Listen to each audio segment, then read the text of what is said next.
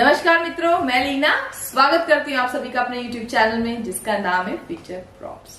मित्रों, आज हम बात करेंगे कुंडली के एक ऐसे भाव के बारे में जिससे पता चलता है जातक के बारे में कि उसको किसी को कर्जा देना चाहिए या नहीं देना चाहिए, उसके ऊपर कैसा रहेगा। जैसे अगर वो किसी को ऋण देगा तो वो वापस आएगा या नहीं आएगा, और उसके ऊपर क्या कर्जा हो सकता है। ऐसा हो सकता है कि अगर वो पैसा लेगा तो उसको नहीं चुका पाएगा।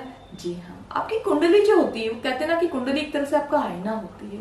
कुंडली आपके बारे में बहुत कुछ बताती है, सभी कुछ बताती है लगभग। ऐसे कुंडली में 12 भाव होते हैं, और जो आपकी कुंडली का जो 6th हाउस होता है, जी हाँ, 6th हाउस जो होता है वो होता है रोग, रिपु और ऋण के बारे में। ये आपकी कुंडली में बताता है कि आप पे ऋण का क्या रहेगा। रोग के बारे में आपको बताता है, रोग, रिपु और ऋण के बारे में ये आपके बारे में बताता है। अगर इसके अंदर मंगल विराजमान हो, जी हाँ, जिस भी जातक की कुंडली के 6th भाव में मंगल यदि विराजमान है तो ऐसे जातक को कभी भी किसी को पैसा नहीं देना चाहिए।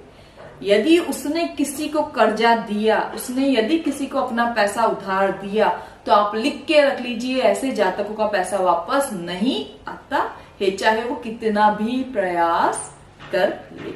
तो मैं कहूंगी, यदि आपकी कुंडली के 6th हाउस में मंगल है तो आप कभी भी किसी को भी पैसा उधार मत दीजिए।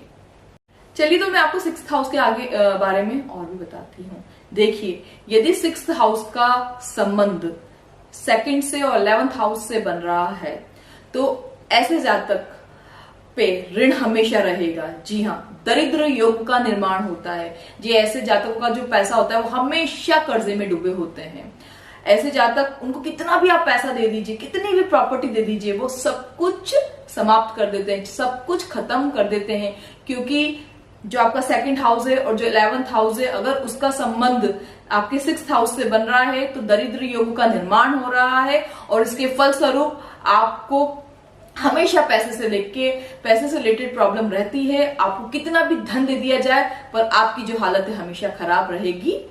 आप प्रॉपर्टी को नाश करके रख देंगे, आपकी वजह से आपका परिवार भी परेशान रहेगा। चाहे देखिए, पुराना आप पैसा किसी को देके धनवान नहीं बना सकते। कहते हैं ना हम कि यदि आप जैसे पूत सपूत है तो क्यों अपन धन संग्रह करें, ये इसी के ऊपर बनी है ये कहावत जो है। देखिए, आपने एक अपने बेटे को आप धन तो दे सकते हैं, लेकिन कहते हैं ना कि आप उसको भाग्य थोड़ी ना दे सकते हैं। इसी तरह से, क्योंकि 6th हाउस और 2nd हाउस और 11th हाउस से अगर संबंध बन गए तो आपका कितना भी पैसा आप उसको अपने बेटे को, आपकी बेटी को दे दीजिए, वो सब खत्म करके रख देंगे। कितनी भी प्रॉपर्टी हो, ऐसे जातक सब कुछ खराब कर देते हैं। तो इसको हम दरिद्र योग भी कहते हैं।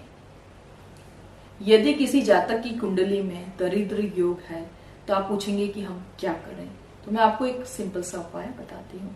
आपको कुछ भी नहीं करना है, आप शिव जी का अभिषेक कीजिए, आप शिव जी की पूजन कीजिए। आप मंगलवार के दिन यदि शिव जी का अभिषेक करते हैं तो इससे जो दरिद्र योग का जो निर्माण हुआ है आपकी कुंडली में, ये काफी हद तक आपको इससे नुकसान बहुत कम होगा। एक चीज और मैं आपको बोलना चाहूंगी, यदि आप व्यापारी हैं तो आप कभी भी किसी को बुधवार के दिन पैसा उधार ना दें।